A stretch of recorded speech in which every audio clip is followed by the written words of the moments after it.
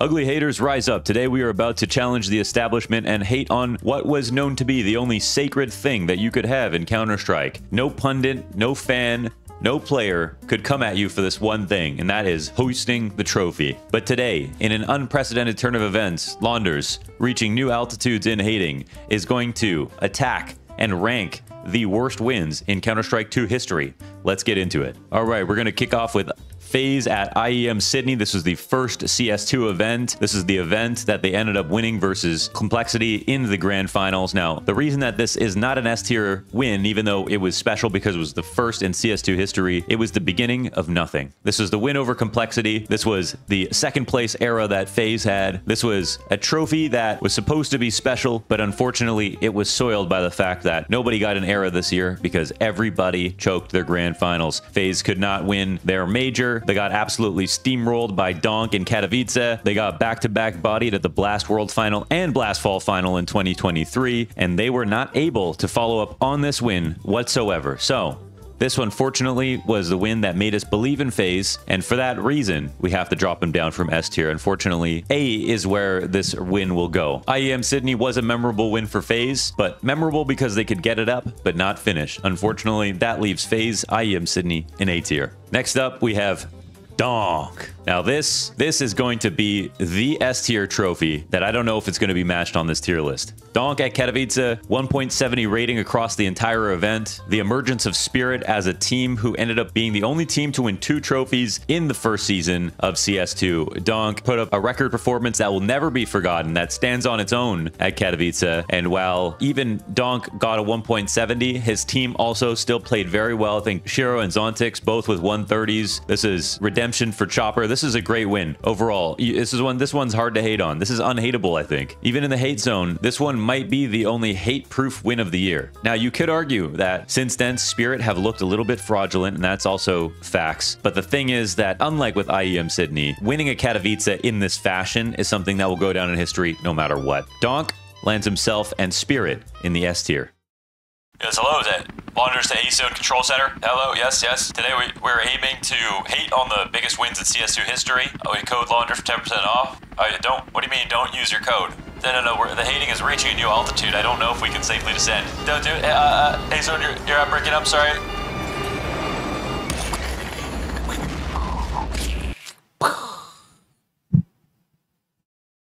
Now we've got another FAZE trophy in contention to compete with Sydney, and you might think, well, 2 trophies, this is amazing. Between 2023 and 2024, FAZE Clan, they were able to pick up these 2 wins. You've got to love that, Launders. How can you hate on this? Well, the reason I can hate on this, and I will, is because before CHENGDU, they had 3 second-place finishes, and this was the end of the second-place era. This was the championship window, closing its doors on FAZE. They never got the win after that. Now they look like they're almost irrelevant. CHENGDU, unfortunately, was a reminder that they could only get it together for the Mickey Mouse Trophy in the grand finals. CHENGDU, unlike IEM Sydney, which actually gave us some hope, IEM CHENGDU was a sign of end times. We're going to have to put this one in B tier, and even though FAZE ended up being maybe the strongest team to start off in CS2 with these 2 wins, it was still disappointing between these 2 considering their potential to have grabbed 5 trophies. All we learned from this win is by the end of their second place era, FAZE Clan had learned enough Chinese to win CHENGDU, leaving IEM CHENGDU in the B tier. Studio Sports does it again. We have back-to-back Pro League victories. We have an absolute masterclass in the grand finals. Everything is locked into place here for MOUZ Sports, except for the fact that there is only the Maltese crowd. This is a win that MOUZ absolutely needed, that allowed us to have some parity between the storylines of FAZE Clan and MOUZ in the first half of the year, but we never ever got that playoff match that allowed MOUZ to show that they could beat their nemesis in FAZE before they ended up falling off. And this was ultimately the last we'd see of MOUZ Sports. 3-0ing Vitality in the grand finals. Actually, maybe we can bump this up to the A tier because they destroyed ZywOo. They showed that they're a team that can both destroy Spirit, Vitality, and NAVI in grand finals and not drop a single map. This was special for that. We can definitely give them credit there. I think maybe there's a bump to be had. It stands above CHENGDU in that sense. It was very special for MOUZ in specific. And also, on the racism angle, we have Brolin as the one Swede representative in the top 5, getting a trophy and absolutely carrying the hell out of MOUZ Sports. This was very impressive from Brolin, and this is also an event where we've got Jimpat, one of 2 players in the top 5, meaning that in the top 5, we have more Swedes and Finns than we have Danes, and that is a very special moment for all of us. A tier. Now here comes the win that we love to hate. Okay, this was one of the most fraudulent wins of the year for sure. This is Imma, of course, kissing the trophy after winning Copenhagen, and he is definitely deep-throating. No, wait, that's not the right word. Don't put that. He is absolutely making out with this trophy, tongue and all, because Imma, he needed this one. This was looking very scary for Imma in his career on Navi. Of course, we can say that in jest now, considering Imma is one of the main reasons that Navi has become good. And unlike some of these previous wins, Navi have only gotten so much better since then. But this was Imma's worst event in CS2 so far in terms of individual performance. He has the star player roles and definitely got his ass carried to this victory. Yes, he is absolutely in love with this trophy because I think it definitely bought him enough time to be able to show us what he really could do. So on the one hand, that does make it more special. It's got to be above CHENGDU. We can't deny that. But was it a little bit fraudulent? Absolutely. So we're going to leave it in the B tier. It is a major after all. All right, and in speaking of fraudulence, we have the ultimate fraud victory here. This is Nexa with the G2 Dallas trophy in what some people would call an absolutely iconic moment where we have a win for G2 in the year, and we have it in a moment where they don't have Hooksy on the team. Now, I do have Nexa holding this trophy because it's a beautiful picture of him, but it was him and Stewie, both at the bottom of the board every single round, getting their asses carried by Nico and Monesi and Hunter on the entry pack to be able to bring this win together in an absolutely unreal turn of events. So, of course, there is a special category for wins like this. It's going to be G2 in the G2 tier. Now, we have created a special category for these wins because G2's wins this year have been absolutely special. So, Nexa, G2, IEM Dallas in the G2 tier. And admittedly, this isn't even the worst G2 win of the year. We'll get to that in a second. So, in a sea of fraudulent victories, they are all at least tier 1 S tier tournaments with absolutely stacked playoffs. We have the Mongols, who got a lot of attention for winning YALLA Compass, which was unfairly listed as an S tier tournament win by Liquipedia, which ended up being tweeted out by the Mongol socials account and picked up as the biggest Asian win in history. Now, even if that might be true, we know that a tournament that has Nip and Furia in the semifinals is not an S tier victory. So even though it had the fat prize pool, unfortunately, it got an unfair ratio of good attention, meaning that spoiled this. And for me, I'm somebody who I thought Mongols are going to be way better than we've seen so far. And not only will they be the best Asian team, but they will win a true S tier trophy. So this one left me a little bit embittered, knowing that this will always be remembered as the big event they won, even though for me, I think that it's going to be an IEM one day, and that's coming up. For me, the Mongols winning in YALLA is a D tier trophy on the year, and it's the only trophy here that isn't actually an S tier event besides one other, and we'll get to that in a second as well. In fact, let's go ahead and rename this to CCT tier. Okay, 1, 2, 3, 4, 5, 6, 7. Man, it's a lot of hate today, and we've got a little bit more hating to do. There have been some absolutely fraudulent and incredible wins all at the same time. This year has honestly been amazing to watch because of the way that teams have won and some of the stories that have emerged here in CS2 with the amount of parity. And even though there are some fraudulent victories that we're hating on, there have been some great moments. And I think one of those great moments with a little bit of fraudulence was this victory from Spirit in London, where they absolutely smashed Navi in the grand finals, making sure that the curse was still alive for Alexi B. Spirit with Chopper lifting this trophy is so excited, and similar to Imma fashion, Chopper here absolutely jubilant about the fact that they won this victory, got away with one of the sneakiest wins of the year. This is a very fraudulent individual performance from Chopper, and somehow in an act of serendipity, and I only say that because we're creating a hate list, so this is actually kind of funny, Chopper ends Blast London with the exact same rating as Imma at the Copenhagen Major, and in the grand finals scored 30 kills over the course of 4 maps. But thanks to the unreal firepower of Donk and Shiro, he was able to hoist this trophy as the IGL and crush Navi and put together a nice win for himself. So that's going to land us with Chopper in the B tier, just behind Imma. That was a major after all, and Chopper definitely doesn't have to get that high of a rating, but matching the fraudulence just a touch, okay? Putting that just above CHENGDU, a little bit more special for Spirit than it was for FAZE winning CHENGDU with the teams that they had to play against. That was a pretty crazy crowd. A very good win overall here for Spirit, but still in the B tier. And now the hate that we've all been waiting for. We've got Complexity winning JONKOPING. Nobody knew that this event was taking place. Complexity, they are here all touching a trophy. This is their first time feeling one.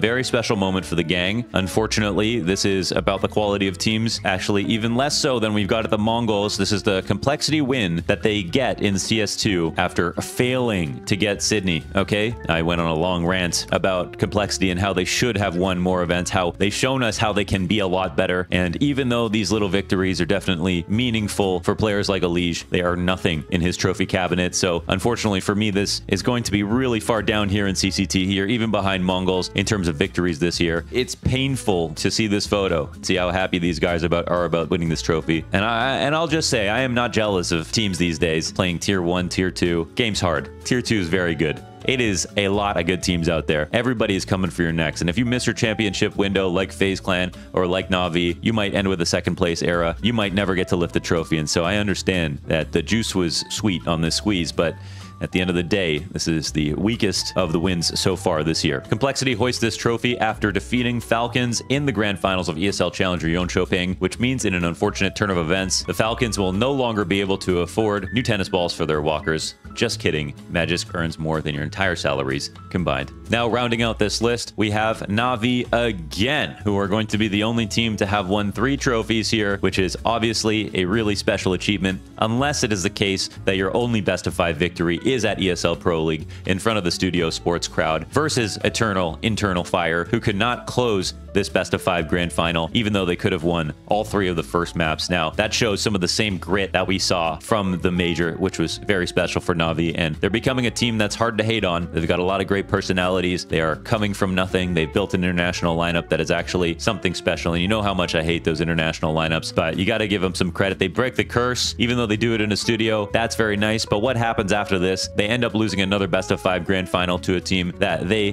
could not beat for the life of them. NAVI looking a little bit fraudulent like we saw back at Paris. This time, a little bit of a stronger team. It's not even as good of a win as they had in Paris. We can't rate them too highly. I think we've got to put it over CHENGDU because it does set a record for them. It does put them in a place where they have some confidence. It does mean that they know they can win a best of 5 grand final, and fair play. Eternal Fire were pretty incredible in that grand final, even though they aren't that tier 1 team that they would have loved to have taken down. They actually are. Eternal Fire are a tier 1 team right now, so yeah, that was something cool. But crowd was small. Can we even put it over CHENGDU? I'm not very sure. It was a decent win. I think we'll leave it here mid B tier, just after CHENGDU, because the grand final slap. All right, rounding out this list, we've got Snacks hoisting the trophy, and of course, we've got a very special tier here for wins like this. G2 have done the unthinkable. I can't think of a better org to win events in the fashion that G2 did this year. Snacks just now at the Blast Spring Final, last ever Spring Final, pull off a victory over NAVI, another best of 5 victory over NAVI, which sets up the storylines beautifully going into Shanghai as to whether or not NAVI can do it. Now, will that event even count with a best of 3 grand final? Doesn't even matter. If NAVI can win that, then I don't know if there's any stopping them at this point, but this does at least open the conversation. So for that, I'll say this win is special. But my goodness, of all of the G2 wins that we've had in the last few years, and there has been hating on Hooksy, hating on Nexa, hating on Snacks, this has got to be the weakest performance overall. Now, we had Nexa at Dallas. That was pretty weak, and that was especially weak with Stewie all the way down there at the bottom of the board with them. Snacks, though, he was getting away with murder in this grand finals. I really can't believe it. Some of these T-side lurks, the amount of times that he pushed through smoke and died, no kill, no lead, no trade. Snacks, he really pushed his limits here. And yes, he got to shut the haters up with the victory, but you actually can't. You actually can't when you're as shameless as I am, and you're here making a tier list on the worst victories of the year. So the G2, they got away with it. It was an incredible thing to watch. I can't lie. G2 had me cheering for them by the end. And it's funny because NAVI don't get that tier 1 best of 5 grand final victory, so you can give them some credit for that. But that's why we made the G2 tier, because I have no idea where to place these victories. And so Snacks, G2 at Blast Fall Final, the final Fall Final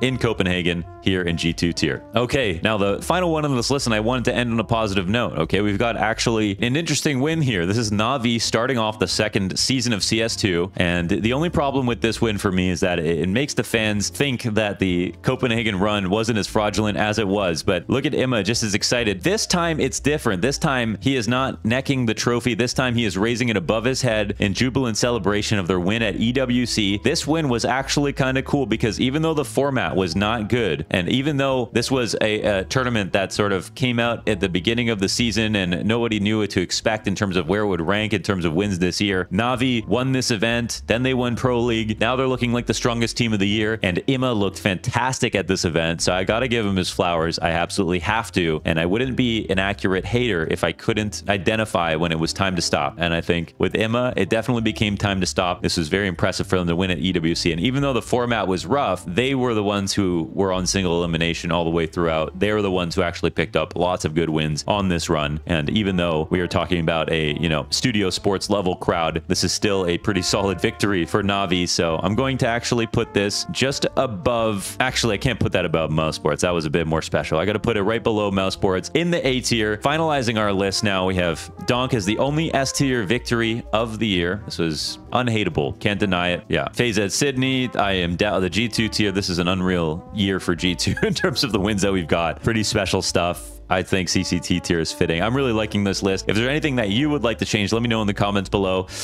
This is hating like you've never seen before. This is hating for the sake of hate. This is destroying the only thing that we knew to be sacred in Counter-Strike esports, and that's hating on the trophy that's supposed to shut all the haters up. That's right. We don't stop hating. So thank you for watching. Hope you enjoyed that. See you in the next video. And remember, you always have enough money for a deagle.